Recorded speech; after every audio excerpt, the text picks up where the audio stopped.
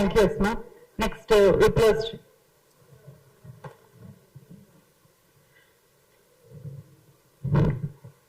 Hello అందరికి. Last 3 days గా నేను ఎవరో తెలిసిన వాళ్ళు, నాకెవరో తెలిసిన వాళ్ళు, తెలియని వాళ్ళు, పెద్దవాళ్ళు, ప్రతి ఒక్కరు చాలా నాకు ఒక భరోసాని ఇచ్చిండ్రు, నాకు ఒక ధైర్యాన్ని ఇచ్చిండ్రు, నమ్మకాన్ని ఇచ్చిండ్రు. నేను ఇంకా చచ్చిపోయే వరకు ఇదే ఫీల్డ్ లో ఉంటా అని నేను ఈరోజు బల్ల గుర్తి చెప్పగలిగినటువంటి ఒక ధైర్యాన్ని ఇచ్చిండ్రు. కాబట్టి మీ అందరికి చాలా చాలా చాలా చాలా థ్యాంక్స్.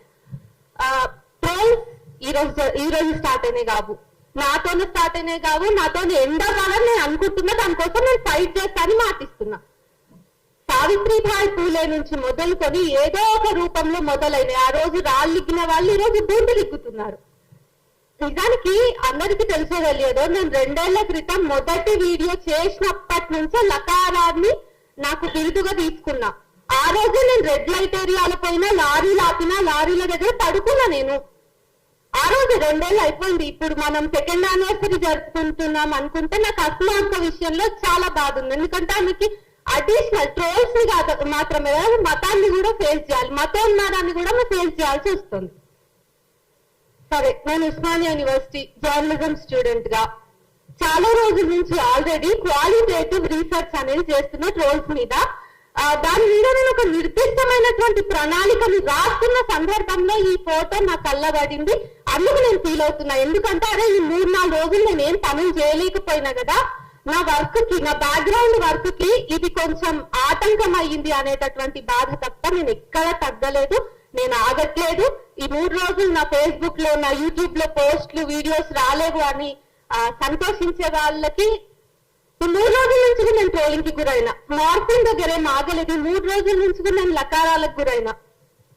ఎక్కువగా నన్ను ట్రోల్ చేసే వాళ్ళు జనసేన, బీజేపీ, ఆర్ఎస్ఎస్ వాళ్ళు ఉంటున్నారు. ఇక నేను ఎమోషనల్ గా మాట్లాడాలనుకుంటే నేను ఎమోషనల్ అవ్వను. బట్ మీకు ఎమోషన్స్ ని గుర్తు చేస్తా. ఏదైతే జనసేన అండ చూసుకొని, లేదంటే ఎవరైతే పవన్ కళ్యాణ్ నరాన ఇంకించుకొని ఈ రోజు నన్ను అంటున్నారో, వాళ్ళ కూతురికి 2 ఏళ్ళు అటు ఇటు ఉంటాను నేను, అంతే. సరే, ఎన్నో, బట్ వాళ్ళ కూతురు ఏజ్. సో వాళ్ళ ఇంట్లో వాళ్ళ కూతుర్లు ఉన్నారు, వాళ్ళ అమ్మ వాళ్ళు ఉన్నారు. ఇక్కడికి పోకూడదు, ట్రోలింగ్ అక్కడి దాకా కూడా పోకూడదు అని నేను ఫైట్ చేస్తా. మీ నాయకుడు ఇంట్లో ఉన్న ఆడవాళ్ళకు కూడా ట్రోలింగ్స్ పోవద్దు, నా దగ్గరనే ఆగాలి. ఎందుకు? ఈరోజు నా మీద వచ్చిండొచ్చు, మా సీనియర్స్ అందరి మీద ట్రోల్స్ అయినాయి. చెప్పిన కదా నేను ఫస్ట్ కాదని. అయితే ఆపాల్సినటువంటి బాధ్యత, నైతిక బాధ్యత మన మీద ఉన్నదా లేదా? రాజకీయ నాయకులకు అలవాటైందబ్బా. కానీ మళ్ళా వాళ్ళు ఏం చేస్తారు? చంద్రబాబు నాయుడు నిండు సభలో ఏడ్చిండు తన కుటుంబంలోని ఒక మహిళని ట్రోల్ చేసినందుకు. అట్లా రోజా మీద జరిగినాయి, ఇంకొకరి మీద జరిగినాయి, ఆల్ పొలిటికల్ పార్టీస్ లో ఉన్న మహిళల మీద జరిగినాయి. వాళ్ళ మీద కూడా నేను, అంటే వాళ్ళకి ట్రోల్స్ జరగొచ్చు అని కూడా నేను పోరాటం చేస్తా. ఎందుకు? ట్రోల్స్ అనేది ప్రతి అమ్మాయికి, ఎవరికి ట్రోల్స్ జరిగిన ట్రోల్సే కదా. వాళ్ళందరి మీద మాట్లాడే నైతిక బాధ్యత నాకుంది. కానీ అంత చిత్తశుద్ధి నన్ను ట్రోల్ చేస్తున్న వాళ్ళకు ఉందా లేదా అనేది నా ప్రశ్న. అయితే చెప్పినా కదా చాలా రోజుల నుంచి ఉందని. ఒక 1 year 1.5 year బ్యాక్ నేను ప్రశ్న రావణ్ కలిసినప్పుడు ఒక టాపిక్ మీద, మేము చాలా కంటెంట్ మీద డిస్కషన్ కి కలిసినప్పుడు ఫోటో ఫేస్బుక్ లో పెట్టినాం. దాన్ని పట్టుకొని శివాజీ గల్లా అనేటోడు కలుసుకున్నారు అని లవ్ సింబల్ పెట్టి, కలుసుకున్నారు అని కోట్ చేసి వేసుకున్నారు ఇది పక్కకెట్ట. ఆ కామెంట్ సెక్షన్ అంతా బూతులు. నేను ఒక ప్రొఫెషనలిస్ట్ దగ్గర అంటే రీసెర్చ్ చేస్తున్నాను చెప్పిన కదా, నా మీద ట్రోల్స్ ని కాదు, నేను ఇక్కడ కూర్చున్న వాళ్ళలో చాలా మంది మీద జరుగుతున్న ట్రోల్స్ ని కూడా నేను నా రీసెర్చ్ లో భాగంగా చేసుకున్నా. అవన్నీ కూడా నేను అనలైజ్ చేస్తున్నప్పుడు ఒక ప్రొఫెషనలిస్ట్, ఒక సైకాలజిస్ట్, ఒక అడ్వకేట్ నా పక్కన కూర్చున్నప్పుడు వాళ్ళకి నేను అది చదివి వినిపించలేనంత దారుణమైన, అసభ్యకరమైనటువంటి పదజాలం అందులో ఉంది. ఇది గుర్తుపెట్టుకోండి. అయితే ప్రొవోకేటివ్ గా ఉండాలా, ఎలా డీల్ చేయాలి అనేది ఇది నాకు 2 ఏళ్ల నుంచి ఉన్నటువంటి ప్రశ్న. ఎందుకంటే నాదేముందబ్బా, ఆల్రెడీ వాళ్ళందరి దృష్టిలో నేను బరితెగించిన. సరే, నేను బరితెగించిన, కానీ తర్వాత రావాల్సిన ఆడపిల్లల పరిస్థితి ఏంటి? ఈ హాల్లో కూడా మహిళల సంఖ్య తక్కువనే ఉంది. మహిళా జర్నలిస్ట్ ఆర్గనైజ్ చేసినటువంటి సభ ఇది. సో నా ఏజ్ వాళ్ళు ఇంకా ఎక్కువ మంది ఉండాలని నేను కోరుకుంటా. నా ఏజ్ వాళ్ళని ఇంకా ఎక్కువ మందిని ఇక్కడ చూడాలంటే దానికోసం నేను ఏమైనా వర్క్ చేయగలను. నేను ఆల్రెడీ పడ్డదాన్ని కదా, రాళ్ళు పడ్డాయి కదా నాకు, దాని మీద నేను ఫంక్షన్ చేస్తున్నా. ఎట్టి పరిస్థితిలో నేను మాట్లాడడాన్ని ఆపేటటువంటి ఉద్దేశంలో అయితే అస్సలు లేను. అయితే యుద్ధం వాళ్ళు చేస్తున్నారు, మనము చేస్తున్నాము. మన ఆయుధాలు వేరు, మన ఆయుధాలు నిజాలు. మన ఆయుధాల వెనుక చాలా చాలా వ్యవస్థాగతమైన తప్పులు ఉన్నాయి, వాటిని మనం ఎత్తి చూపిస్తున్నాం. వాళ్ళ ఆయుధాలు మళ్ళీ అమ్మలు మనమే, అమ్మలం, అక్కలం, లకారాలం, ఇంకా ఇంకా ఏవేవో వస్తాయి. యుద్ధం ఒకటే అయినా మన ఆయుధాలు వేరు. అయితే నేను రీసెంట్ గా పరకాల ప్రభాకర్ గారి ఒక మీటింగ్ అటెండ్ అయినా. అది క్లోజ్డ్ మీటింగ్, సెలెక్టెడ్ మెంబర్స్ ఉన్నారు. ఎస్ఐఆర్ మీద జరిగిన మీటింగ్ అది. బీజేపీ వచ్చిన తర్వాత ఎట్లా ఇష్యూస్ నార్మలైజ్ అయినాయి, మనుషుల్ని చంపడం నార్మలైజ్ అయింది, రేపిస్టులని సన్మానించడం నార్మలైజ్ అయింది, పక్కన ఉన్నటువంటి వ్యక్తిని డౌట్ పడడం మతం పేరు మీద, అన్ని నార్మలైజ్ అయినాయి.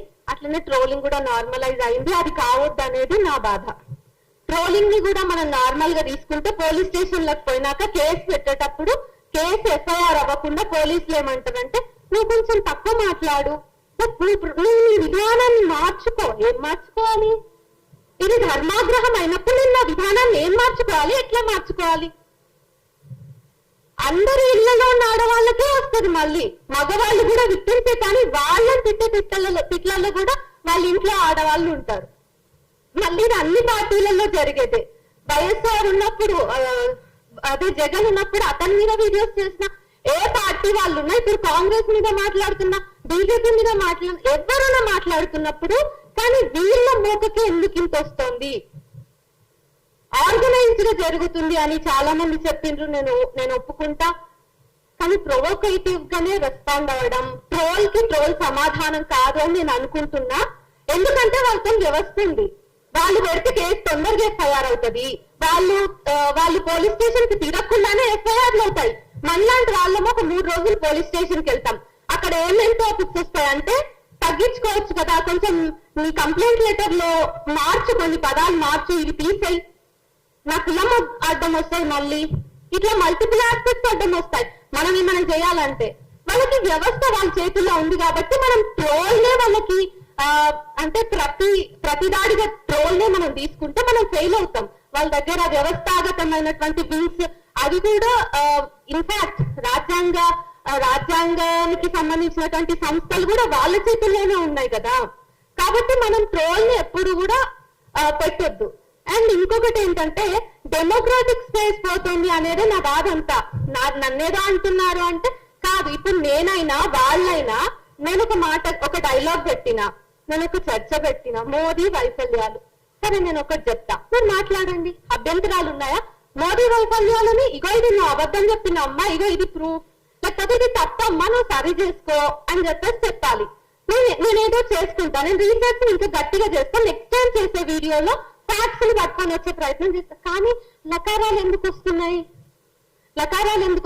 కొన్ని ఇయర్స్, ఒక 2 years బ్యాకే నలుగురు ఉంటాం.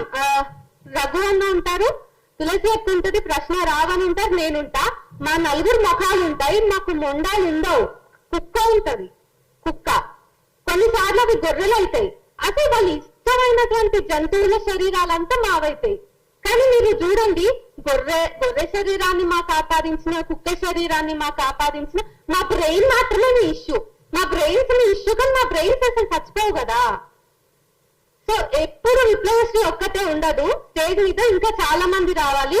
వాళ్ళందరి కోసం నేను ఆల్రెడీ చెప్పినట్టుగా ఒక యూనివర్సిటీ స్టూడెంట్ గా క్వాలిటేటివ్ రీసెర్చ్ చేస్తున్నా. కాబట్టి ఈ రోజు నా కోసం మీరు ఎట్లా నిలబడ్డారో ఆ రీసెర్చ్ లో భాగంగా నేను తర్వాత తీసుకునే కార్యాచరణలో, నేను చేసే ఒక పోరాటంలో పెద్ద మాటలు అనిపించినా నేను సెటప్ అయిపోయినాను. నాకు ఓకే ఇదంతా, నాకు ఇవ్వండి ఈ ట్రోల్ అంతా, బట్ తర్వాత వాళ్ళని మేమేమి అసభ్యకరంగా మాట్లాడడం అనే మాట నాకు ఇస్తారా? ఎవరు ఇవ్వరు కదా. అండ్ ఇంక్లూజివ్ గా రీసెంట్ గా సిజేపీ మీటింగ్ జరిగినప్పుడు, ఢిల్లీలో జరిగినప్పుడు కొన్ని ఫొటోస్, ఎల్జీబీటీ కమ్యూనిటీ వాళ్ళ ఫొటోస్ వాళ్ళు చులకనగా సర్క్యులేట్ చేస్తున్నారు. అంటే ఏంటి, అందరికీ హక్కులు ఉంటాయి అన్నప్పుడు ఆ ప్రొటెస్ట్ లో వాళ్ళకి భాగస్వామ్యం ఉండకూడదా? అండ్ ఇంకా ఎడిటింగ్స్ మార్ఫింగ్స్ అనే ఇంకా చాలా ఫొటోస్ కి జరిగినాయి. మీ దాకా ఒకటే వచ్చింది. ఇంకొక ఫోటోలో నేను ఎల్జిబిటి క్యూ కమ్యూనిటీకి చెందినటువంటి ఢిల్లీ ప్రొటెస్ట్ లో పాల్గొన్న వీరులు ఉన్నారు. నేను వాళ్ళని వీరులనే అంటా. సో మేము ఇద్దరం పక్క పక్కన కూర్చొని భుజాల మీద చేతులు వేసుకున్నట్టుగా ఫోటో ఉంది. నాకు అదేం అశ్లీలంగా అనిపించలేదు. నేను ఇంకా ప్రశ్నిస్తున్నా, మరే మేము డైరెక్ట్ కలిసి చర్చ చేసుకోకపోయినా మా ఇద్దరిని కలిపి నువ్వు ఎడిట్ చేసినా అనే చూస్తా నేను. ఇక్కడ ఎవ్వరు కూడా ఇప్పుడు ముఖ్యంగా జెన్జీలో చాలా వాయిస్లు ఉన్నాయి. నేను 100 మంది పేర్లు చెప్పమనండి. జెన్జీలో ఉన్నటువంటి యాక్టివిస్ట్ల పేరు నేను చెప్తా. ఎవరైతే కమిటెడ్ గా వర్క్ చేస్తున్నా నేను చెప్తా. సో వీళ్ళు కూడా ఏం భయపడరు. మీరు ఆర్గనైజ్డ్ గా మీ వెనుక వ్యవస్థలు ఉన్నాయి, మీ వెనుక చాలా చాలా పెద్ద వ్యవస్థలు ఉండొచ్చు. మా దగ్గర డబ్బులు లేకపోవచ్చు, కానీ మా దగ్గర నిజం ఉంది. మేము ఎంత దూరం అయినా సావడానికి కూడా సిద్ధంగా ఉన్నాము అనేది మేము మస్తు సార్లు చెప్పుకున్నాం. మళ్ళా రిపీట్ చేయాల్సినటువంటి అవసరం లేదు. అయితే ఈ పొలిటికల్ పార్టీస్ మాట్లాడాలి అని నేను కోరుకుంటున్నా. ట్రోలింగ్ అనేది మా సమస్యనే కాదు. మీరే అంటారు ఇప్పుడు ట్రోల్ ఈ విషయం ఏదైతే అవుట్రేజ్ వచ్చిందో నా విషయంలో నేను కూడా ఎక్స్పెక్ట్ చేయలేదు. నాకు రొటీన్ అయిపోయింది మార్ఫింగ్, ఈ ట్రోలింగ్ అనేవి. నాకు లిటరల్ గా పొద్దున లేస్తే నేను అవే చదువుతాను. నాకు లకారంతోనే డే స్టార్ట్ అవుతుంది, ఎండ్ అయ్యేది కూడా అట్లనే ఎండ్ అవుతుంది. అయితే నాకు వచ్చిన బూతులకి మా ఫ్రెండ్స్ కి అసలు మీనింగ్స్ కూడా తెలియవు. సరే అవి నాకు తెలిసినాయి, సభాముఖంగా నేను చెప్పదలుచుకోలేదు. అవి అంత అసభ్యకరంగా ఉంటాయి. సో అలాంటి బూతులను నా రోజు అంతా గడుస్తుంది. దాంట్లో ఏం లేదు. అయితే పొలిటికల్ పార్టీస్ ఏమన్నారు, ఈ 3 days లో ఆర్ఎస్ఎస్ వింగ్ వాళ్ళు ఏమన్నారంటే, నన్ను ట్రోల్ చేసిన వాళ్ళే, నన్ను లకారం అని చెప్పి పోస్ట్ పెట్టినోడే వీళ్ళందరి ఫోటోలు మార్చాయినాయి కదా, వీళ్ళ గురించి మాట్లాడవా అంటే వాళ్ళు మాట్లాడతాం. వాళ్ళెవ్వరి మీద మేము ట్రోల్ చేయలేదు, వాళ్ళెవ్వరిని మేము లకారాలతో మాట్లాడలేదు. వాళ్ళతో సైద్ధాంతికంగా, భావజాల పరంగా, రాజకీయంగా మాకేమైనా విభేదాలు ఉన్నప్పుడు మేము పార్లమెంటరీ లాంగ్వేజ్ లో మేము అది విమర్శ చేసినాం. మేము ట్రోల్స్ చేయలేదు ఏనాడు. మేము ఏనాడు బూతులు తిట్టలేదు ఒకరిని పట్టుకొని. సో అది వాళ్ళు మర్చిపోతారు. సో ట్రోలర్స్ ఇప్పుడు ఏమైపోయిందంటే పోరాటం చేస్తున్న యోధులు అయిపోయింది. ఈ రోజు వాళ్ళు పోరాట యోధులు. వాళ్ళు ఈ 3 days లో నన్ను ట్యాగ్ చేసి పెట్టింది ఏంటిదంటే, మేము పోరాట యోధులం, నువ్వు ఫేక్ జర్నలిస్ట్, నువ్వు ఆన్ లిస్ట్. నేను ఏం ఆన్ చేసిన, నా బ్యాంక్ అకౌంట్స్ తీయండి, అంతా నేను ట్రాన్స్పరెంట్ గా ఉన్నా. నాలాగా చాలా మంది ట్రాన్స్పరెంట్ గా ఉన్నారు. సో మీరు ఒకసారి ఇవన్నీ కూడా పట్టించుకోండి. పొలిటికల్ పార్టీస్ ఖచ్చితంగా దీని మీద మాట్లాడాలి. వీలైతే నేను మిమ్మల్ని కూడా కలిసే ప్రయత్నం చేస్తా. పవన్ కళ్యాణ్ వరకైనా మనం పోదాం, కానీ ఈ ట్రోలింగ్ ని ఆపేద్దాం.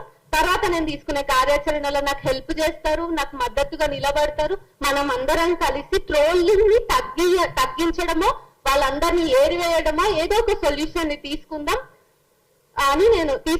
అని చెప్పేసి ఒక ఓపెన్ కాల్ ఇస్తున్నా. తర్వాత నేను ఏమైనా నిర్ణయాలు తీసుకుంటే సోషల్ మీడియాలో మీ అందరినీ రీచ్ అవుట్ అవుతా. Thank you so much.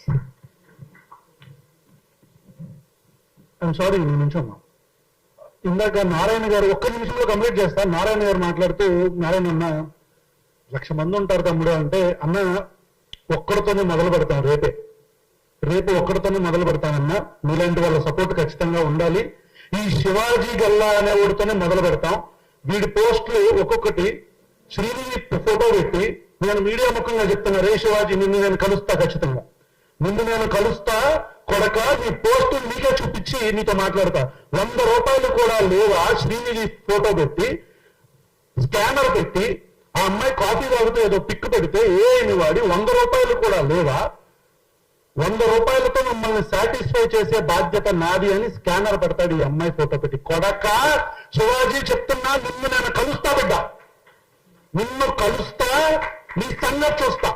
ఒక్కడితోనే మొదలు పెడతావు. శివాజీగా నీ వెనకాల ఎవడున్నాడు? ఈ శివాజీ అనేవాడు పవన్ కళ్యాణ్. నేను ఇందాక చెప్పా, వైఎస్ఆర్ కాంగ్రెస్ పార్టీలో ట్రాల్స్ జరిగినాయి, కాంగ్రెస్ పార్టీ వాళ్ళు కూడా ట్రాల్ చేస్తున్నారు. జనసేన పార్టీ, భారతీయ జనతా పార్టీ చేసే ట్రాల్స్ ఎంత నీచంగా ఉంటాయో ఎవ్వరు కూడా నోటితో చెప్పలేని ట్రాల్స్ మాట్లాడతారు. పిల్లల్ని రేప్ చేస్తామంటారు, తల్లుల్ని రేప్ చేస్తామంటారు, భార్యల ఫోటోలు మార్పు చేస్తారు, స్కానర్లు పెడతారు, ఆడపిల్లల ఫోటోలు పెట్టి మతం పేరు వాడతారు, కులం పేరు వాడతారు.